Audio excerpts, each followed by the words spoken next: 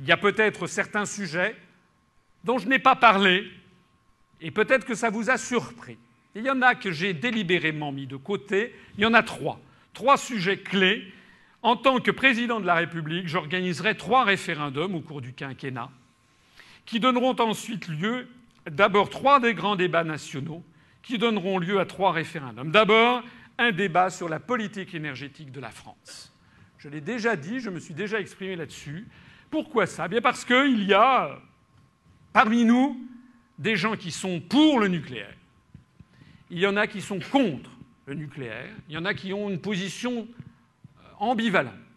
Je rappelle à tout cela que, selon le modèle qui est le mien, celui du Conseil national de la résistance, selon celui de l'appel du 18 juin 1940, lorsque Charles de Gaulle a appelé les Français à la résistance, il ne leur a pas dit « la France a perdu une bataille, elle n'a pas perdu la guerre, poursuivons la résistance », il n'a pas mis un codicille en disant « et fermons les houillères du bassin de Lorraine ». Parce que, comme dit l'Ecclésiaste dans la Bible, il y a un temps pour tout. Il y a des priorités. Et c'est justement l'un des pièges auxquels nous attendent les européistes. C'est justement de semer des débats de division pour que les Français se déchirent sur l'accessoire. Ils adorent ça, les Gaulois. Ça fait quand même, depuis Bibracte, ça fait quand même 2000 et quelques années. Ça fait 2000 combien ? 2053 ans. Ça fait 2053 ans depuis Bibracte que les Français adorent se déchirer sur l'accessoire plutôt que se concentrer sur l'essentiel. Donc, eh bien, nous disons d'abord, nous faisons, et puis ensuite on débattra. D'ailleurs, quand vous connaissez bien les sujets, vous vous apercevez que ce sont des sujets très compliqués, qui nécessitent de se réfléchir à tête reposée. À vrai dire, tout le monde sait à peu près qu'on ne peut pas sortir du nucléaire rapidement. Même d'ailleurs, l'ELV propose une sortie sur une vingtaine d'années, parce qu'il y a des contraintes de toute nature qui paient qu'on ne peut pas. Voilà, c'est comme ça, le parc étant ce qu'il est, on ne peut pas sortir immédiatement. Donc, de toute façon, toute idée de réflexion de sortir de l'industrie nucléaire ne peut se faire que sur moyenne ou longue période. Mais ça ne veut pas dire qu'il ne faut pas le faire. Et moi, je suis très sensible. D'abord, je suis sensible, évidemment, comme tout le monde, aux catastrophes qui sont arrivées.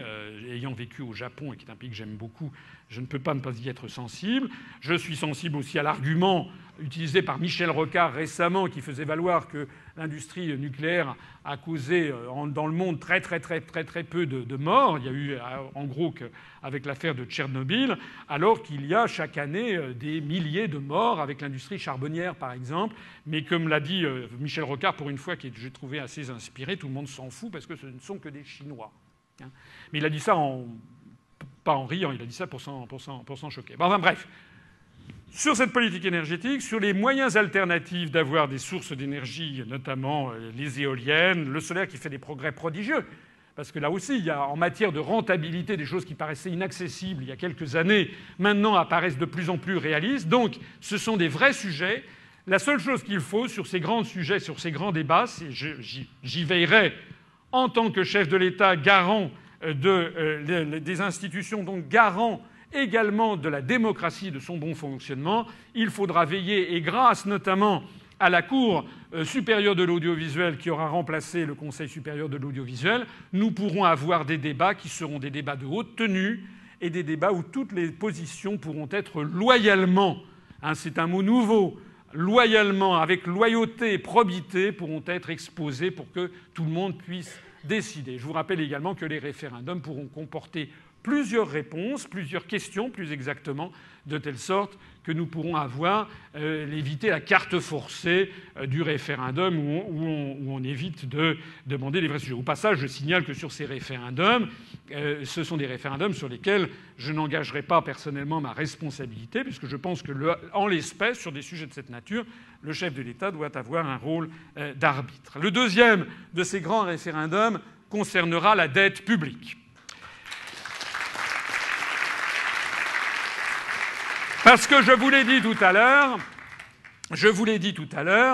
le fait de revenir, de réattribuer à la Banque de France son rôle naturel, le cas échéant, de monétarisation des déficits publics, d'abord, n'est pas la panacée universelle, je l'ai dit. Je n'ai pas dit que ça ne servait à rien, puisque sinon je ne le proposerais pas.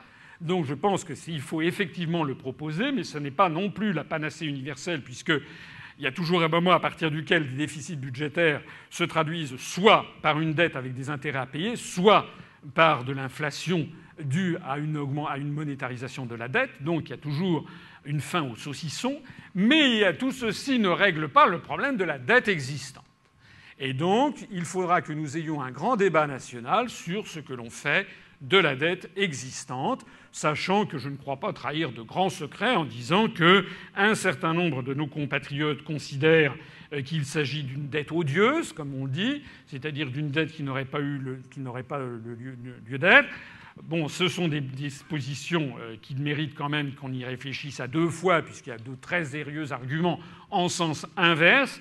En attendant, il faut qu'il y ait un vrai débat qui ait lieu sur cette question grave, sachant également que la probabilité que les pays qui sont extrêmement endettés, comme la France, mais plus encore l'Italie ou l'Allemagne ou les États-Unis, il y a quand même très peu de probabilité pour qu'ils puissent jamais rembourser cette dette. J'ajoute aussi au passage que les gens qui nous font, comment dirais-je, peur sur les questions de la dette et sur lesquelles il ne faut pas sortir de l'euro, il y a quelque chose que j'ai trouvé assez drôle récemment dans la presse. On nous explique qu'il ne faut pas sortir de l'euro parce qu'on va avoir un franc qui va se déprécier considérablement et les dettes seront en euros, donc nos dettes seront beaucoup plus chères, donc c'est effrayant. Bon. Et puis j'ai entendu des gens qui ont dit l'Allemagne ne peut pas sortir de l'euro parce que l'Allemagne a des créances en euros. Et donc si l'Allemagne sort de l'euro, sa monnaie va énormément monter et donc toutes ses créances, elle perdra 30% de ses créances. Alors en d'autres termes, il ne faut jamais sortir de l'euro.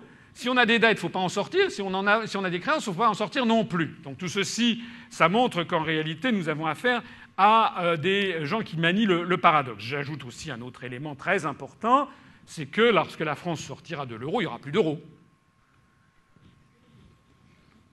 Du moins, si un euro subsiste, ça sera un euro résiduel qui ne sera plus le même que celui sur lequel il y avait eu un contrat qui avait été porté. Enfin, j'aurai l'occasion de m'exprimer plus longuement au cours des longues semaines qui viennent maintenant devant nous. Et puis le troisième et dernier référendum, c'est un référendum sur l'immigration, puisque c'est un sujet qui, en effet, préoccupe un certain nombre de pans de la société française, à juste titre ou à pas juste titre, mais en tout cas, c'est un sujet sur lequel, conformément à mon état d'esprit, je crois qu'il faut poser les problèmes et que les gens réfléchissent sérieusement.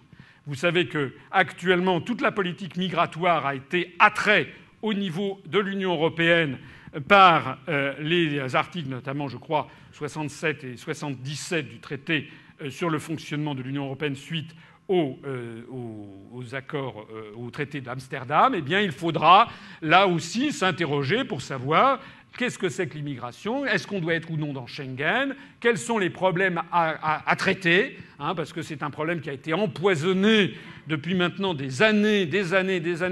Et vous connaissez quelle est ma position, je ne vais pas y revenir, mais sur le fait que les pouvoirs publics et les médias ont délibérément jeté de l'huile sur le feu de cette chose-là pour notamment faire mousser tel ou tel parti politique afin de détourner l'opinion publique des vrais sujets qui sont ceux concernant la souveraineté et l'indépendance nationale, eh bien, il faudra traiter ce sujet en face.